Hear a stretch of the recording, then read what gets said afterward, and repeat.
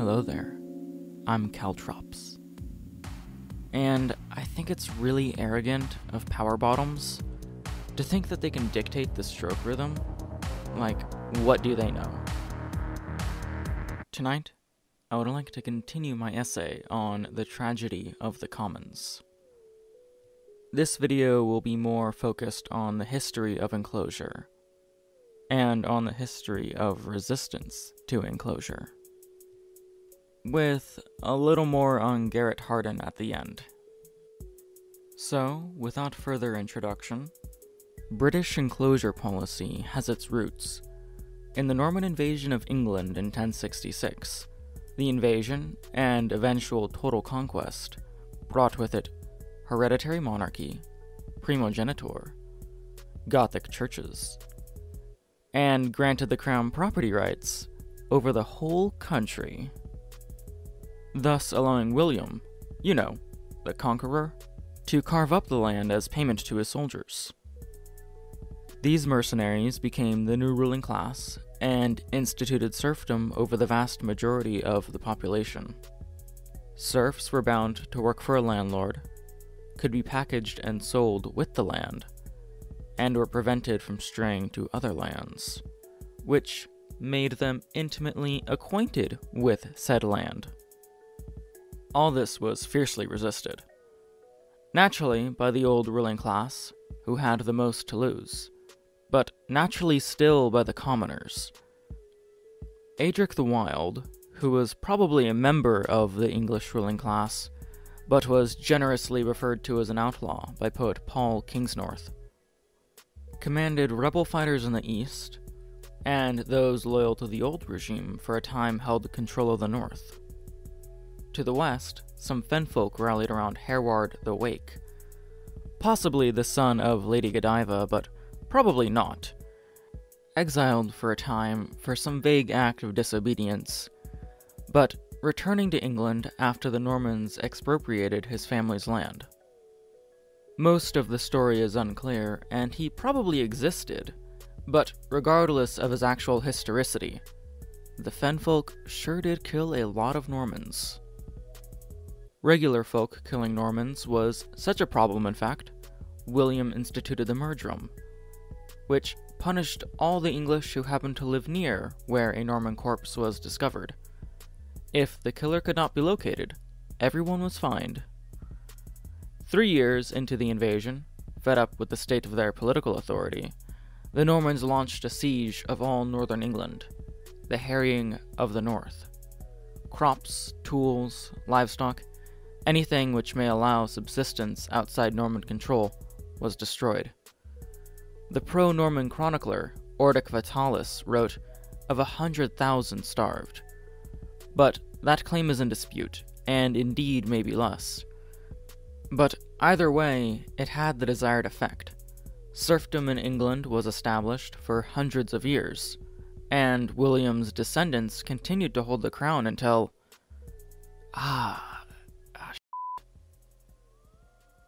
At the time of writing, the one who owns your labor, your land, and controls your migration is not usually the same person, which makes it very different from serfdom, quantitatively. Additionally, the right holder of your various needs and capacities is more likely to shift from one moment to the next, because a constant reshuffling of these commodities is better for the economy. Although the peasantry did not own the land in how we may currently think about it, and again, nobody really owned any land but the crown, the new bosses were not ready to dispossess the commoners of their usufructuary rights to the land. That is, the fields, the fens, and the forests. After all, this was how they sustained themselves, and, by extension, their labor power.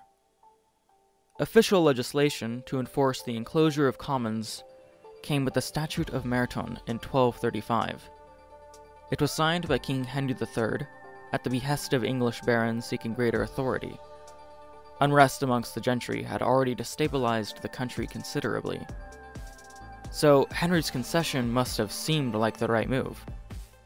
deftly avoiding another official Baron War for almost 30 years. It was stipulated that lords would have to leave sufficient land for their tenants, but needless to say, their power increased once again in proportion to commoners. The aftermath of the Black Death and subsequent labor shortage in the middle of the 14th century meant that those who were in a position to work for a wage had considerably more bargaining power. The government responded by putting a ceiling on wages, and upon resuming the 100 Years' War with France, exacted a series of taxes which were drafted using pre-plague population numbers. Few could pay the taxes even if they wanted to. King Richard II was but a tween in 1381, and it was believed amongst some in the population that the baron class was controlling him for their personal enrichment. And they certainly were enriching themselves, but that's the nature of state authority. Various local insurrections boiled over across the country. The peasantry burned debt records, freed prisoners, and killed members of the gentry wherever they could be found. John Ball, radical preacher, and recently free political prisoner, had this to say. "First, the archbishop and great men of the kingdom were to be slain. After, lawyers, justices. Lastly, whomsoever they knew, like hereafter, to be hurtful to the commons, they should dispatch out of the land." An army of peasants marched on London, spearheaded by Wat Tyler. The peasants demanded the end of feudalism and the abolition of the aristocracy. Richard II said, "I accept your terms." But then he said, "Psych!" He lied. Wat Tyler went out on a great gag, prominent rebel leaders were hunted down, and feudalism was firmly reasserted. Enclosure was not the inciting incident, but I believe it's relevant to demonstrate the relationship between commoners and feudal authorities. The peasants had expressed agency and independence, and were articulating a vision for a radically different society. But some ideals were not so easily shed. I believe that ultimately their biggest mistake was their inability to imagine life without a sovereign. The lessons of 1381 are worth discussing more in a separate video. What the Peasants' Revolt did achieve was setting the tone for the next few centuries. The upper class was far more cautious with the kinds of laws they imposed, and the peasantry more belligerent. Perhaps most notable to come of this new temperament was Jack Cade's show of 1450, which also deserves its own video. Something which doesn't deserve its own video, however, is an account on the enclosure and depopulation of the countryside to make room for sheep pasture. "Your sheep, that were wont to be so meek and tame and so small eaters, now, as I hear say, be become so great devourers and so wild that they eat up and swallow down the very men themselves. They consume, destroy, and devour whole fields, houses, and cities. Nobleman and gentlemen, ye and certain abbots, leave no ground for tillage. They enclose all in the pastures. They throw down houses, they pluck down towns, and leave nothing standing but only the church to be made into a sheep house." Moore's remarks are often cited to support the notion that during the 16th century, there was a widespread bout of enclosures to make room for sheep pasture. This sort of enclosure was of particular infamy, for sheep pasture requires significantly fewer workers than arable land, and thus the free peasantry were barred even from wage work. The first notable record of arable land being converted to enclosed pasture was written in the Rouse Roll in 1449, in which he states that much of Warwickshire had been depopulated by sheep enclosures. And that very well may have been true. But Rouse also said that Richard III was born with shoulder-length hair and a full set of teeth.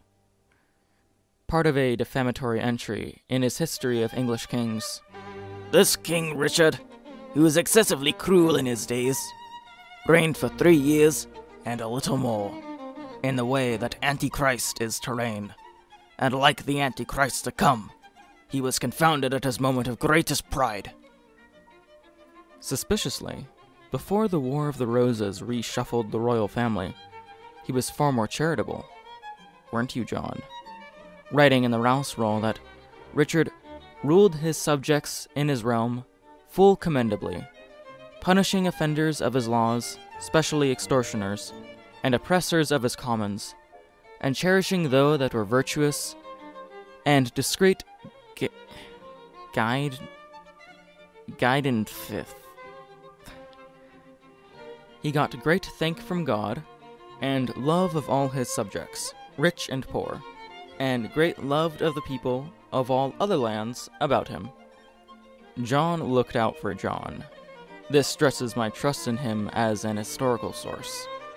Though, when Richard III's body was found under that parking lot, Rouse's assessment that he possessed a hunchback turned out to be true. Right, sheep pasture. Whether or not Warwickshire was plagued by sheep, there exists reason to believe that enclosure for pasture was not the driving force of enclosure overall, especially by the time Moore was writing in the 16th century. J.F. Fisher's study of the London food market from the years 1550 to 1650 demonstrates a diverse range of cultivated vegetables, and specialization in different crops for different regions. Of course, the gentry didn't have to enclose arable land for sheep when there was common pasture to ruthlessly overstock. Likewise, enclosing existing pasture was far more profitable.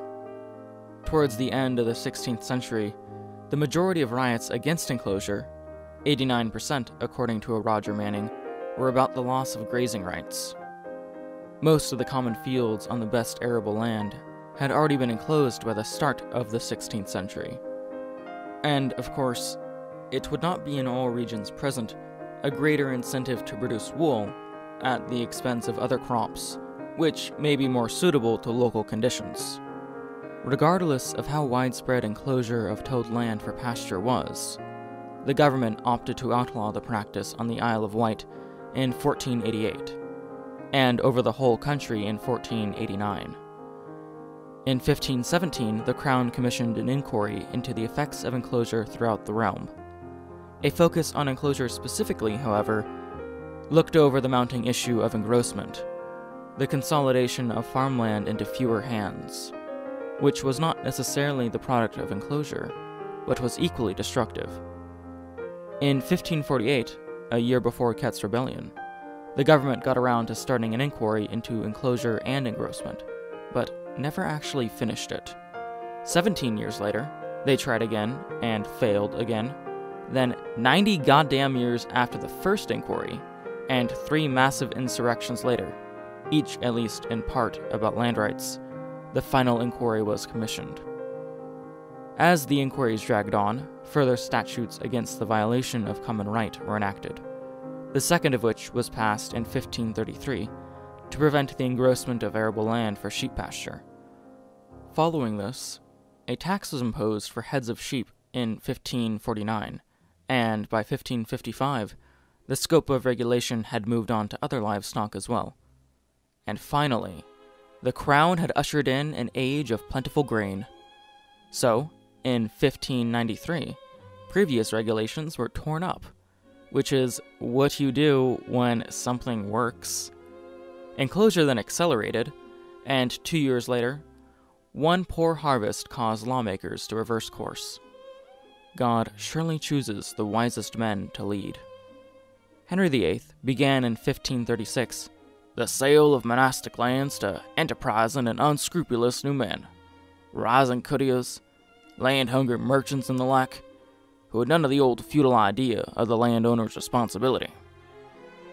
1 year after bad harvest, no less. This prompted occupations and a widespread commotion known as the Pilgrimage of Grace, expressing itself as a movement for the reimposition of the Pope's authority in England, but which, again, was tied to subsistence and land rights. Popular revolt was expressed as a defense of the commons in particular, with Kett's Rebellion, though similarly, resistance to the state's new religious authority played an important role. In Cornwall, a year prior to Kett's rebellion, and on the other side of England, protesters against Protestantism killed a representative of the government. And one county over in Somerset, rioters tore down enclosures. The first Duke of Somerset, Edward Seymour, and babysitter of yet another boy king, proclaimed that the enclosures must go, and was even able to fish a pardon for enclosure rioters from Edward VI's sticky fingers. Big Edward must have been protecting his neck, in light of the fact that he was widely blamed for the most recent of unpopular religious policies. Demonstrations in support of Seymour swept across the country, which took the form of riots, tearing down fences and hedges.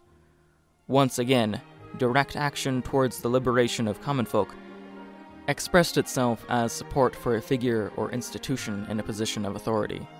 In Wymondham, insurrection began with a legal theatre, a play celebrating former Archbishop of Canterbury, Thomas Becket, had been outlawed by Henry VIII's assumption of ecclesiastical power. Unsatisfied with simply spectating, the playgoers set out to neighboring towns to smash up enclosures. Wealthy landowner Sir John Flowerdew, much reviled for his support of the liquidation of monasteries, received one such detachment of angry commoners. He chose to bribe the crowd to leave him alone, go back to Wymondham, and destroy the enclosures of tanner Robert Kett. Kett was able to calm the crowd just long enough to join in on the fun of wrecking his own shit. He then led the march back to Flowerdew's house, where the enclosures were leveled. Kett's forces grew to 16,000 strong and organized assemblies of those villages involved. A manifesto was released, stating first and foremost that, "We pray your grace, that where it is enacted for enclosing, that it not be hurtful to such as have enclosed saffron grounds, for they be greatly chargeable to them, and that from henceforth no man shall enclose any more." Curiously, and probably worth mentioning, Dr. Joanne Thirsk argues that this first item is too vague to say for certain that the Norfolk campers felt so much injured by enclosure, and that the more notable issues included, but were not limited to, rent racking and gentry overstocking common pasture. The former was a tactic sometimes used to force freeholders off the land for later enclosure. The latter, a perfect illustration of how authority prevents accountability rather than ensuring it. Whatever their primary grievance was, the broader issue was that of who controlled the land. A means of production, you might say, but not simply production in terms of cultivation, but also social reproduction. The land was the material basis of the community. Barred from entering the city of Norwich, a material basis for county authority, the rebels forced themselves in. Norwich was liberated for a time, but defensive structures without exits are basically traps. And so, it would not be long before the government was able to assemble enough force to recuperate England's second largest city. For the state, Norwich was a point from which it could extend authority. For the rebels, it was a symbolic demonstration of power which diverted energy. This rebellion ended like the others, with the good cop, bad cop of pardoning and executions. The next wave of Enclosure Revolt took place across the Midlands in 1607. Better discussed a different day. Maybe. But for now I'll say that the rioters involved with the filling of ditches and the destruction of hedges were given the label of levelers. In the 1640s, an ostensibly liberal political party adopted this same term. These Big L levelers were far more moderate than, say, Wat Tyler in 1381. In fact, the Moderate was the name of their newspaper. First printed in 1648, last printed in 1659, a few months after the bloody purge of levelers in the military. Then, nearly 200 years after Cade's rebellion, and 100 years after Kett's, the Quaker Gerard Winstanley set out with a band of gardeners to cultivate the vacant St. George's Hill. They referred to themselves as the true levelers, despite never actually leveling any enclosures, as the original levelers had done, and were not so much concerned with resisting enclosure as creating new commons. In the absence of modern police, local landlords had to pay for hired thugs on their own dime. Winstanley's band was eventually crushed, and Winstanley himself moved on to become Chief Constable of Elmbridge, like the champagne socialist he was. The 17 and 1800s saw a more virulent wave of enclosures, and it was within this period that many proponents of enclosure no longer felt the need to distance themselves from even the most egregious attacks on common right. Their intent was to increase the pool of wage workers for a burgeoning industry. By this point, even the enclosure hedges themselves were carefully selected that they might not have the capacity to provide anything of use, such as meddlers, for example. It is bad policy to increase temptations to theft. The idle among the poor are already too prone to depredation, and would still be less inclined to work if every hedge furnished the means of support. Unsurprisingly, even prominent advocates for commoners were not commoners themselves, or even held respect for commoners.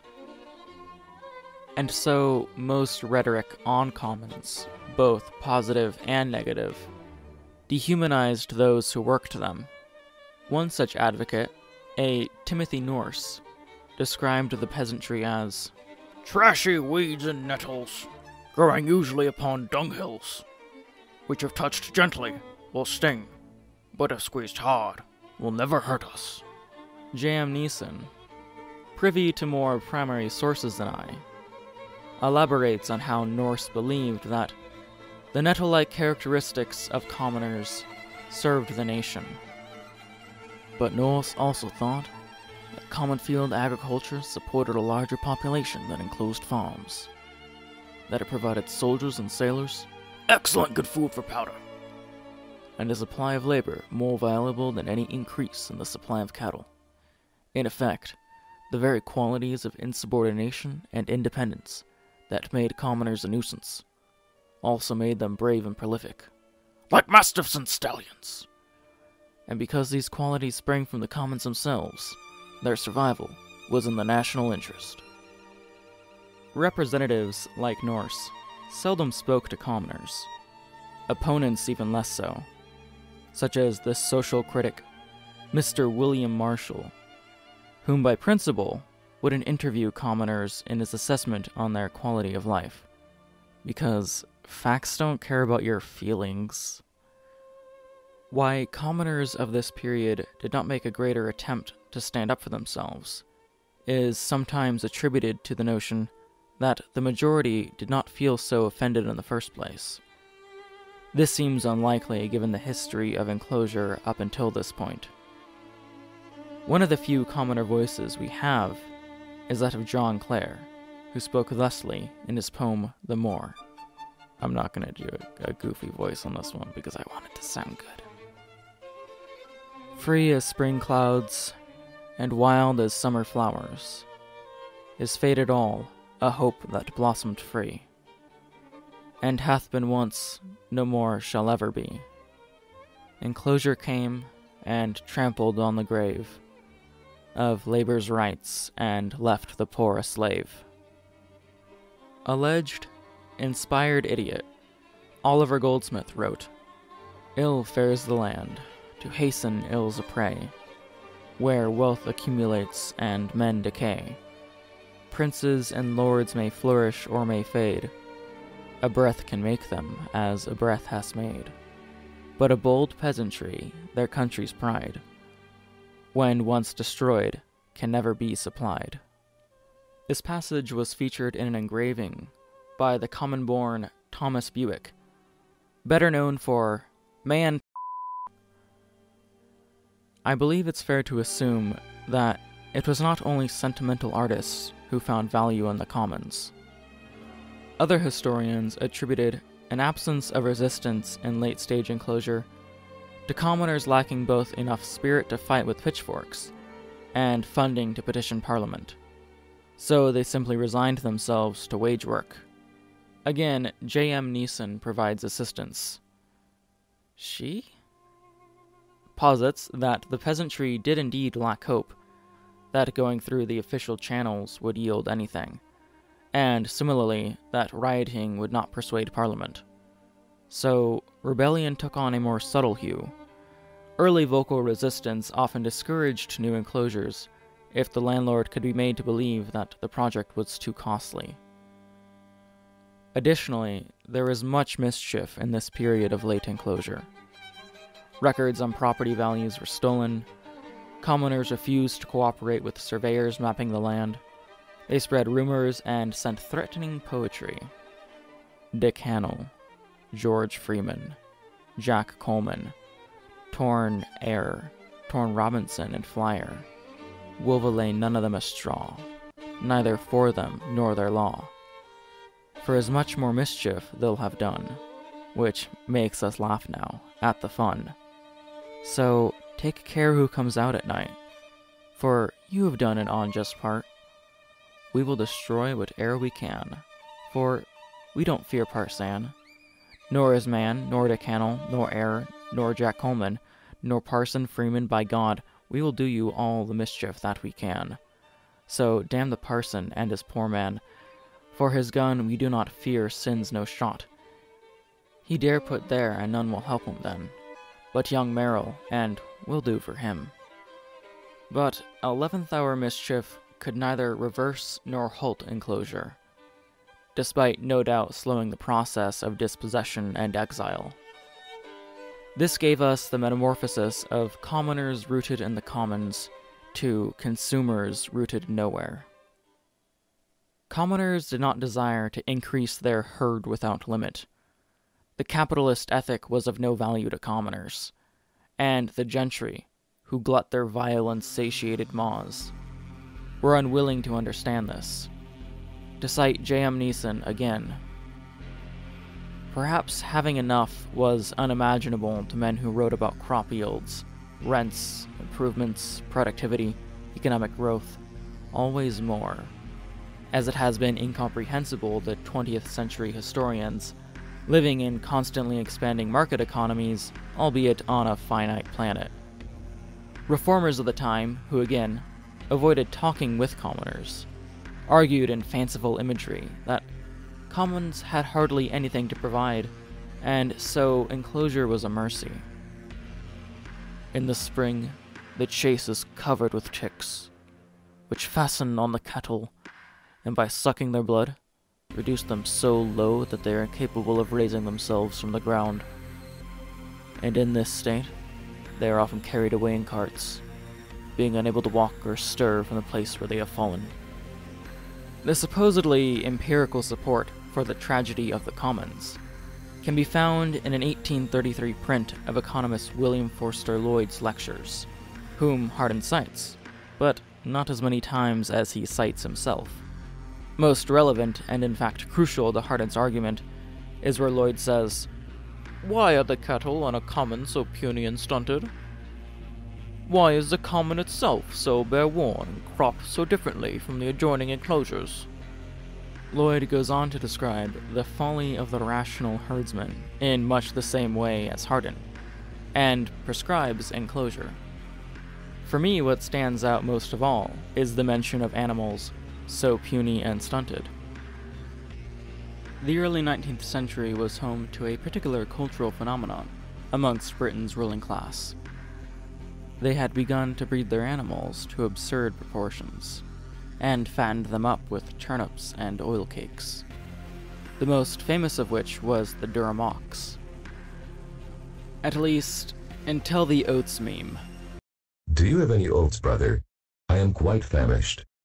Sorry, brother, I've already begun eating the oats. I have very few oats, brother. I must procure yours.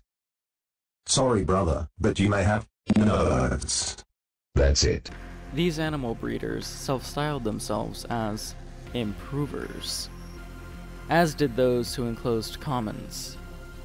for each transmuted the available material into something more profitable. Anything which yields greater profit is seen by the bourgeoisie as an improvement. And I'd say improvement is on a grander scale than ever. The Appalachians are improved when they are blasted away to reach coal. Coltan mines improve the Congo. Forest fires improve the Amazon. Improvements are the product of no master plan. Only the chaos generated by a desire for infinite wealth accumulation. The bourgeoisie must grow or die, the ideology of cancer, in a highly competitive economic hierarchy. And this cultivates a certain ethic, both amongst the bourgeoisie and their apologists. The rational herdsman is said to be each of us, and if people are not compliant with infinite accumulation, possibly through a disability, there can be improvements made there too. Upholding productivity as the ultimate good waters the grounds for eugenics. In 1949, Hardin published a biology textbook under the title Biology, Its Human Implications. It was later changed to Biology, Its Principles and Implications. My copy is from 1966. Within, Hardin introduces eugenics as a controversial possibility, and ultimately concludes in its favor, writing, and I think this is another one of those situations where the cartoony voice does not help. When we use medicine to extend the life of the genetically defective of this generation, unless we introduce some control of breeding, we inevitably increase the load of suffering in subsequent generations. Is it suffering to care for disabled people? Do human beings really only have value insofar as they are productive? If the mutants saved do not breed, the added cost to society is less than if they breed and produce more of their own kind in subsequent generations. For Hardin, these politics were fundamentally interwoven with his racial politics, stating in his biology textbook, in respect to so-called defects, there are statistically significant differences between different racial and ethnic groups.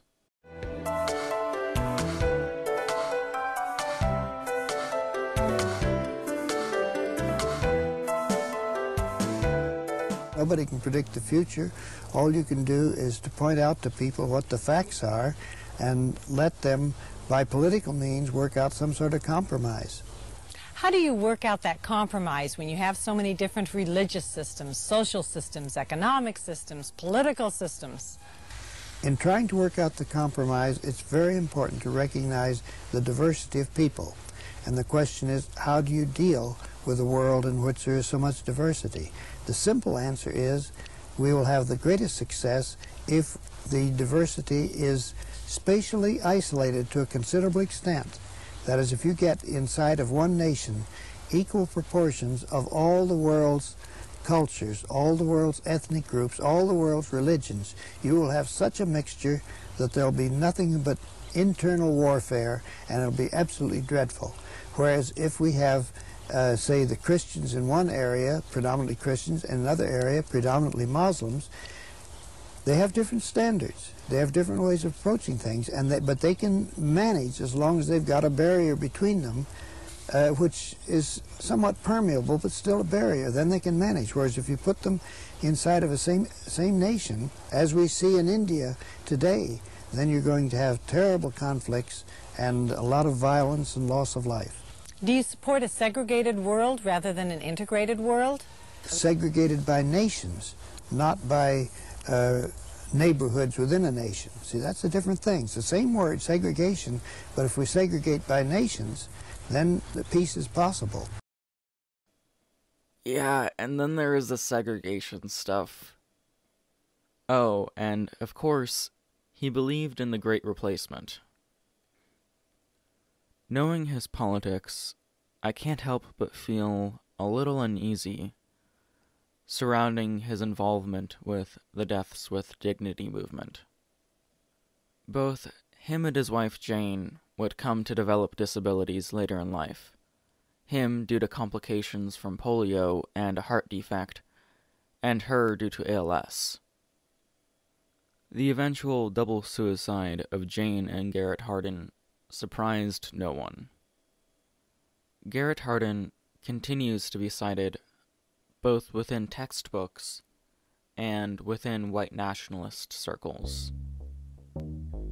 His mythology, despite having been thoroughly debunked by experts in every field, including and most importantly, vloggers, persists due to its seamless compatibility with the ideology of capitalism. But this ideology is not a permanent fixture in the affairs of humans. Human nature is not any fixed behavior. None of us need be the rational herdsman compelled towards tragedy. Thank you for watching. You're all so nice, it's really good. I'm gonna make lots more videos after this. If you like it, like and subscribe. But hey, not for the algorithm. Do it for me. Like, I don't give a shit about some algorithm. I just want some validation, baby. Dream well and good night.